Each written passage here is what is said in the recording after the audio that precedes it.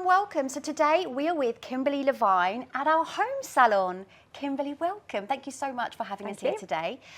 Now, let's start from the very beginning. Where did it all start with you opening your first salon?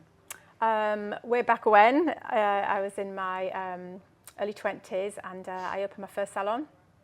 And it was mid-20s actually, to be specific. It was up in North Yorkshire. I opened a salon in a small village. And then I opened another two, and then I moved down south, and it all got a bit bigger and a bit faster and took up pace. We ended up with 9 salons at one point. And was you opening the salon from scratch? Did you have a team behind you already? It was from scratch. I got a friend, my mum's friend's daughter, to work with me to begin with, who was a training hairdresser. Started off with a pen and paper, a pair of scissors, and a will to do something a bit different in the industry. I was a bit different then because we were the first salon in the area to be doing proper consultations, full refreshment menus. So yeah, it was a brilliant time, great time. And just looking back from where you are now to where you started, what would you say has been your biggest learning curve that you've taken over the years? Salons, I think it's just about knowing your numbers, actually, not to sound boring, because as hairdressers we're not really numbers orientated, but you've got to know your numbers. It's the rise and fall of a business, I think, at some point. It didn't happen straight away. Yeah. First time, when I first started, I wasn't VAT registered, didn't know anything about being VAT registered. Got my first year end of accounts, and my accountant said to me, you need to go VAT registered. And it was like a hard ball. I didn't have any idea what the implications were. Yeah. So it's knowing your numbers, I think, from day one. And I know you attend a lot of events, there's seminars in the industry. A lot of salons right now are flat out, whether they're salons, barbers, spas, beauty clinics. Everyone is flat out, but they're not really seeing that growth or momentum where they want to. Are you experiencing the same, or have you experienced the same? I was pleasantly surprised to see this year that my turnover is higher than it was last year, with all things considered, because I have lost a couple of team members. However, it's about wages. Your wages have got to be right. If you can have all the money in the world coming in, but if it's going out the other end uncontrollably, then it's a sinking ship. So Kimberley, you mentioned about you've had increasing growth from last year. What would you say would be the key turning point? What's the key factor of that growth, considering you said you've also lost some team members? Yeah, it's just been... me being in the salon has made a big difference. I think as a salon owner, you've got to be seen to be in the business. I think that really works. People come into the salon and they regularly say that they like to see me around, if I'm not doing hair. Yeah. So I think that has a big effect. And the girls that are here, they're all focused, they're all on it. I do believe in keeping them happy. We all come in early on the morning, as you saw, so that we all have a quick debrief before the day starts, and it keeps everybody motivated, and that reflects on the clients. It brings everyone together, doesn't it? It does. Yeah, it does. Definitely. And you've got a really great client retention percentage, and you have done for many, many years. What's the secret to that, to clients coming back time and time again? Rebookings, the girls, every client leaves with a plan for their next appointment, be it to do with their hair, if it's a beauty appointment with their next course of treatments, and everybody knows, because it's kind of inbred in everybody, the girls say to their clients, look, if you don't book now, it's not going to happen, you're not going to get in for the time that you want. And tell me about your team. Again, your team as well, you have a lot of team members that have been with you for so many years. Yeah. I was a team member. You were. At the salon once, a stylist. And what's your secret there? How do you keep the team motivated? Because you're dealing with your own business itself and looking at key areas of the business, making sure that's growing, but then you're also, we all have our own personal lives that's going on, so it's managing that balance as well. Yeah, and it's not been easy. We've had our ups and downs, and at the end of the day, the girls, we get on together. We're friends, we like to talk to each other, we do have a bit of a laugh in the staff room, and there's drama with it. I don't believe any salon doesn't have drama in the staff room, but I'm there for them, and they're good girls and guys. And we like each other. We genuinely like each other. Yeah, definitely. And tell me, Kimberley, looking at the next 3 to 6 months for the business, are there any areas where you feel actually you're not quite happy with how that part of the business is going? It could be new clients coming through the door.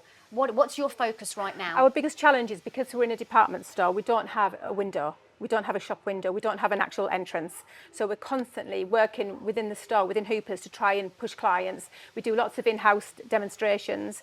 We're just launching an aesthetics side of the business now, doing fat freezing, we're doing microneedling, everything like that, microdermabrasions, all those more technical things. We're doing demos downstairs on the floor, which works really well, and that gets people to know that we're here. Yeah, and obviously with technology is moving so quickly, and I know you're implementing that within your business as well. Yeah. You're using SalonIQ, of course you are, it's our home salon. Are you using it within treatments and services, more technology? Yeah, we do. We have iPads regularly being used in the salon, quite often now, which I think is really nice. It's just happened organically when the girls check their clients out at the sections. They don't even come to the till now. They'll take the iPad to the section. Nice. They rebook their next appointments at the section. Takes away the fuss from the desk area, and it's more personal because I see the girls like this, right? Oh, well, I've got my daughter's wedding that day. Oh, let's look at the next one. So it's a much more personal service that we're offering them. Definitely. Kimberley, if there was one piece of advice you could give to a business owner today, what would it be? Wages. Keep an eye on your wages. With all these little things coming in, I was thinking, there's a lot of noise out there to do with things going up, minimum wage going up. But the biggest thing for me actually was the national insurance contribution threshold being lowered. That's had a direct effect on my bottom line. If I didn't know that, I would be firefighting for the rest of it, So knowing that figure, and I have made some changes, some harsh changes, to make sure that doesn't affect how we, how we run the business. Do you have a business coach? Do you, or somebody advising you on these changes and how to juggle? Well, I do think I know everything. But no, actually, I learnt a lot when I was member. Do you remember 365? I do, when course, 365 absolutely, was around. yeah. 365 took the normal, regular salon owner Yeah. and turned him to run their business like an accountant. And that's what's made the biggest difference, I think. And that's those little TNTs, tiny noticeable things that make the difference in the salon being, in a positive trajectory. Yeah, absolutely. And again, looking at recruitment is something that the industry, it's not something that we're struggling with now. It's something that it's always been trying to get that right team member in your business, that right person on the bus to suit your culture, to suit your business and your visions for the business as well. And how are you increasing your team? Again, very challenging. Yeah. Because I firmly believe that the person you see at the interview is not the person you get 3-6 months down the line. Absolutely. So, if they come for the interview, and I look for people to be smiley, are they happy, are they positive to be here, and can they cut hair? Because everything else I can teach them. We've got quite a strong culture here, and if they can move into this culture, sometimes they do and sometimes they don't, and that's fine. We get the odd lone star who wants to come in and do their own thing, and that's fine. We respect that. Most of the time, but it works. Yeah, what we have works, and I am quite experienced in interviewing. I've had a lot, but I do still make mistakes. Yeah, but we learn from our mistakes. Yeah, we do. Excellent. Kimberley, thank you so much for your time this morning. Thank you. I really appreciate it. Thank you. So Kimberley, what's the smartest thing a business owner can do to ensure they've got 4 columns and they are very busy in their business?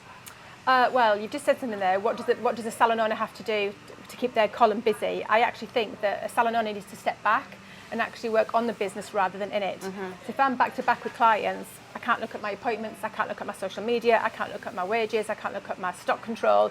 So I have found stepping back from the chair has helped me take control of the business on a much bigger scale. Quite a few salon owners have actually had to step back into the business to look after clients, maybe because of team issues, staff issues, or just lack of team members. They need to do it to get more clients coming in, to get more revenue in the business. So have you done that as well? Yeah, I have just recently as well, and I can see it in the next 12 months. I've got a couple of girls going on maternity, but it's about balance.